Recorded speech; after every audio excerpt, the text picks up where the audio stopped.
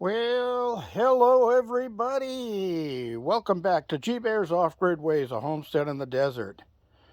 Today, we're going to tackle something I've been putting off for a little while because of the winds and that stuff, but it's a nice calm day today, even though it is hot. I'm going to protect what I'm doing. So, what am I doing? Well, I've decided that these two branches right here on the quince tree are shading too much of my plants in the garden. They're growing in the wrong direction. I want to take those off, but I don't want to waste those branches because quince tree is a very good, strong rootstock for apple or pear or loquat even. So this is a quince fruit. Let's see, right there. And quince fruits have to be cooked before you eat them. They're ripe when they turn yellow. But since they're actually medicinal, I don't just eat them. They're not really super tasty, but it's more of a medicine thing. So if I don't need the medicine, then I just let them grow until they fall on the ground, and then I compost them. So I just started another, the blue covered one is another compost tea bin. So it's got water in it, and I pruned some branches off my big pear tree over there, the one that doesn't ever produce fruit, because I'm going to be cutting that way back and grafting it. But what we're going to do today, so I don't waste these branches, is I'm going to start with the upper branch. I'm going to take, actually air layer it right about in here. And air layering is growing roots on the tree, right on the branch. And then I can cut that off below the roots once the roots establish and plant it, and I can get another tree that's literally the same age as the original tree. So that's called an air layer. So how does an air layer work? Well, what we're going to do is we're going to damage the branch right in about here, because there's a bud right there. I like to include a bud in with my my air layer. So right about in here, I'm going to take about 2 to 2.5 inches of the bark off completely. And then we'll move on to the next step. I'll show you how I prepare that for air layering. So let me grab my grafting knife here. And this is a grafting knife, for those of you who don't know. You can order these online. They're not very sharp when they come. I've resharpened this, dressed it up. If you don't know how to sharpen knives, I can do a video on that, or you can just take it to a knife sharpening place and tell them that you want a razor edge on there. Because a razor edge is what you need. If you don't want to spend money on a grafting knife, then what you can do is just use a box cutter. Put a new blade in it. It's plenty sharp and it'll do the job. Okay, so let's get started here. So what I'm going to do first is I'm going to start here at the top section of what I want to do, and I'm just going to push the knife through the bark. You can actually feel it click when it goes through the bark. And I'm going to go all the way around with that.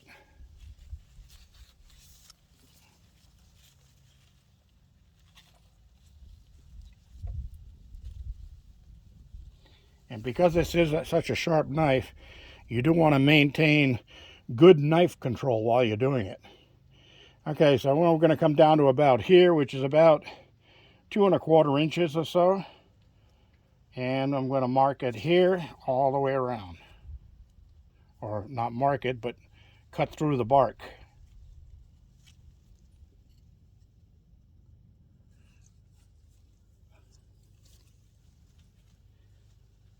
All right. Now the next thing is I'm going to slice the bark from one side to the other, from one line to the next. And then it's ready to start peeling the bark. You can use the end of your knife to get underneath it like that and peel it right off. Now, it's best to do this in the springtime or early summer or late spring like it is right now. When the sap is flowing, it makes the bark come off much easier. All right.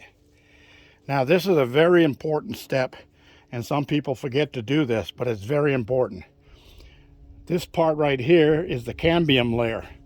That's where the sap flows through, almost like the veins of the tree, like your blood veins. We need to damage that, and we need to damage it pretty darn good, because if you don't damage that completely, it will actually try to heal itself. And we don't want to heal it. We want to actually get the branch to say, hey, I need energy. Grow me some roots.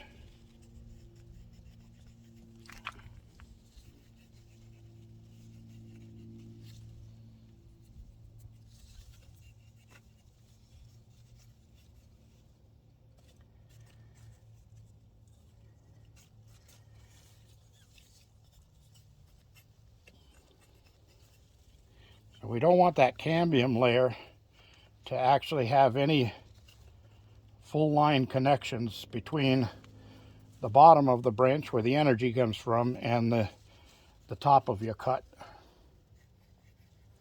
Okay, now I got that pretty good.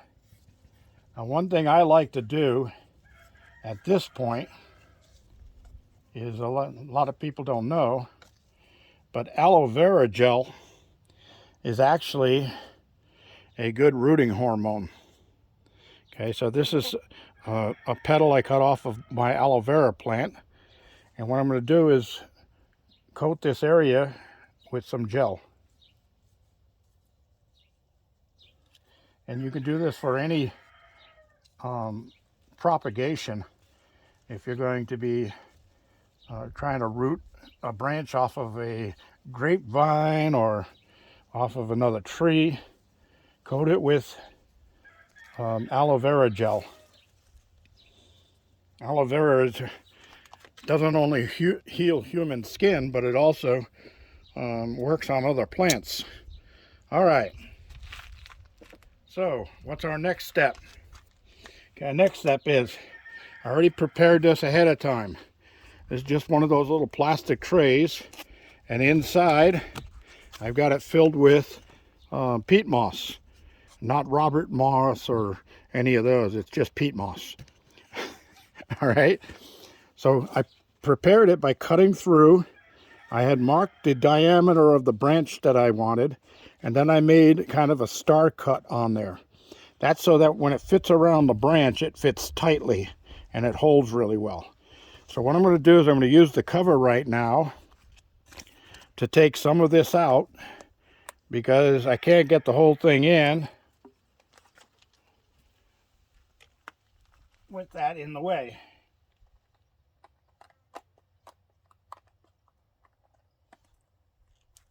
All right. So as you can see, I made a trough down the middle here. And it's also, you want to, I soaked it a little bit before I started, but you want to make sure that your peat moss is nice and damp. And we can actually make it totally wet. All right, so first thing we're going to do is get this slid into there and go around the branch and down to where you made your stars.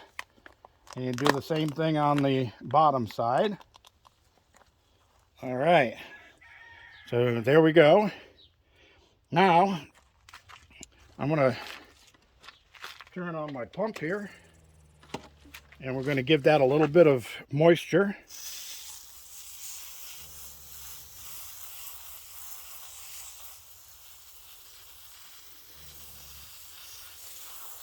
We want this to be moist and hold moisture for a few weeks anyway, or a couple of weeks, so that the branch has time to produce roots.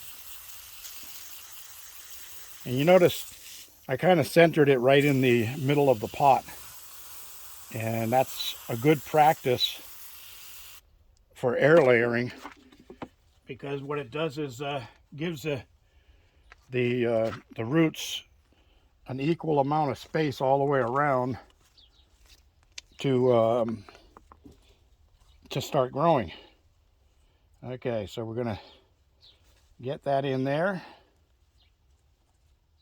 and I like to kind of pack it a little bit tight, but you don't want it compacted so tight that the roots can't force their way through it. But using peat moss is nice for this, because peat moss doesn't compact very well. It gets spongy. So I'm going to need a little bit more peat moss.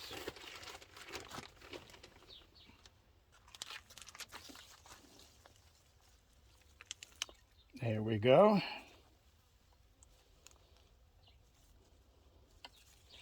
Now these branches right here are kind of in the way, so I'm going to take those off.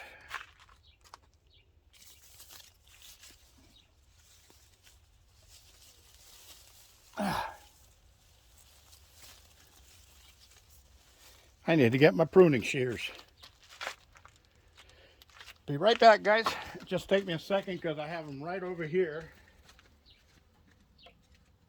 Like I said, I was pruning that non-productive pear tree over there. All right, I got my pruning shears. That makes this a whole lot easier.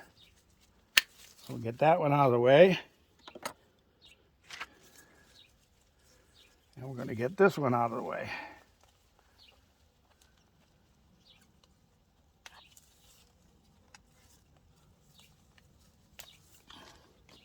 There we go. All right. Now we're going to get this a little wet again.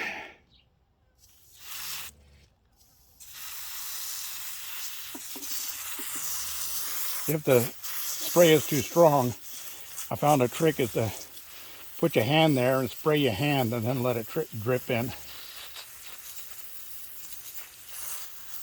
Then you don't blow all your soil out of the way.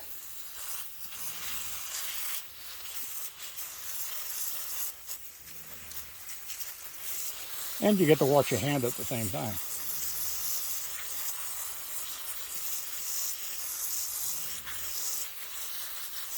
All right.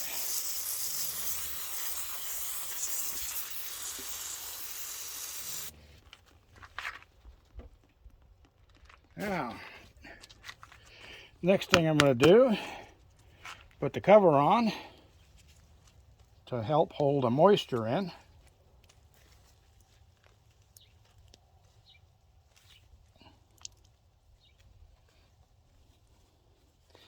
Now we want to protect this to hold moisture in better and also keep the sunlight out. So the first thing I'm going to do is you can get these at like Home Depot and whatever. It's for wrapping packages or holding, strapping stuff together that you're going to put in storage. But it also works great on plants. So what we're going to do, if I can get this one piece here that's giving me a hard time.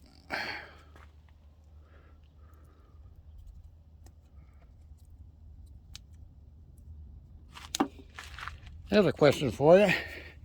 How does a fly know that your hands are occupied so they can come and bother you by landing on your legs?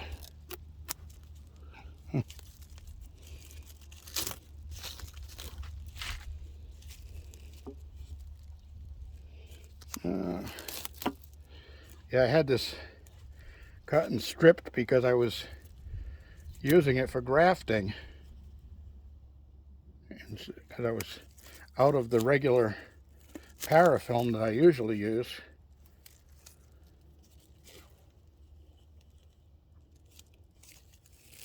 All right, let's see if I can get this wrapped up here.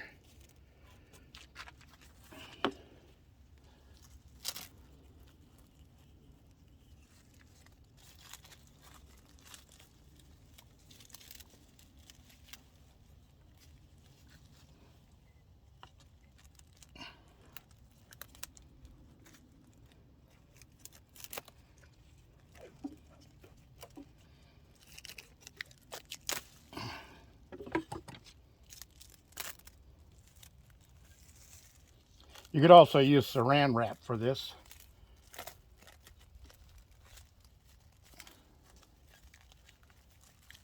Oh,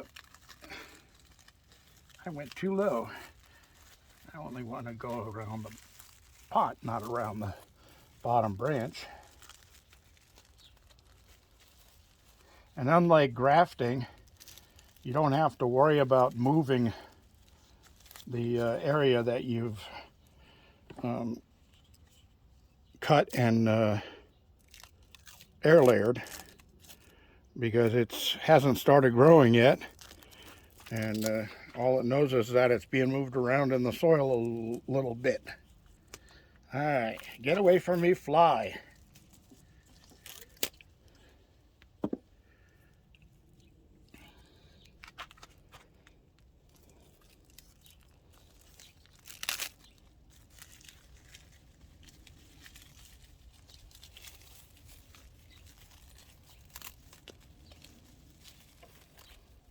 They actually sell on Amazon and eBay and those places.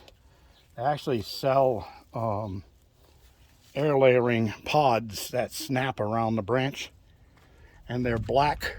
Don't get the clear ones, get the black ones, so that it keeps the sunlight out.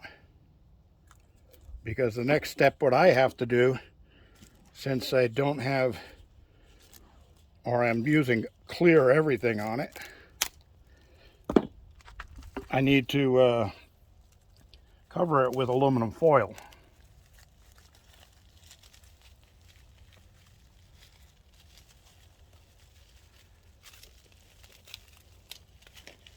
All right. So I want to get one more branch out of my way on the lower branch here, or two more, and those won't go to waste. They'll go right into my compost bin here, my compost tea bin. You throw anything organic into a covered bucket of water and let it sit until it composts in the water and breaks down, and you end up with compost tea. And then you mix the compost tea. I use 25% tea to 75% water, and that was one of the best fertilizers you can use in your garden. All right, so we got that done. I thought I'd brought my aluminum foil over here. Let me see if I left it down here on the corner. I sure did.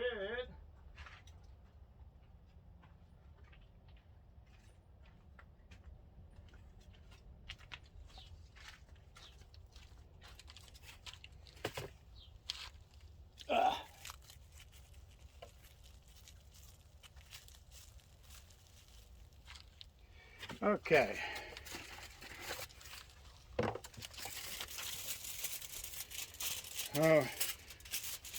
Remember, when using aluminum foil in the kitchen, there's always that question, which side outward? Is it the shiny side or the dull side? Well, in cooking, it doesn't matter. But in air layering, I put the shiny side out so that it deflects the sun, or reflects the sun, or keeps the sun from heating it up.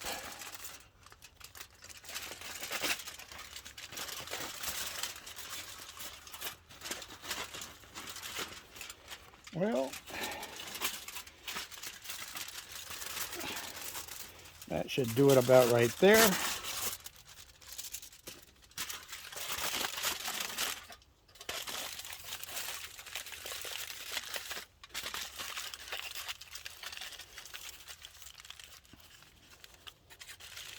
Unlike a graft, it doesn't matter if water gets in here when you're watering the plants.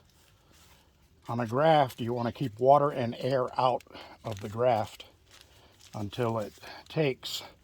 Because water and air are two of the main causes of failure of a graft. All right, so there we go. That is an air layer. I'm going to write the date right on the top of it that I did the air layer, and we'll come back and check it in a couple of weeks, see if it's got any roots going. This is G Bear thanking you for joining me and signing off.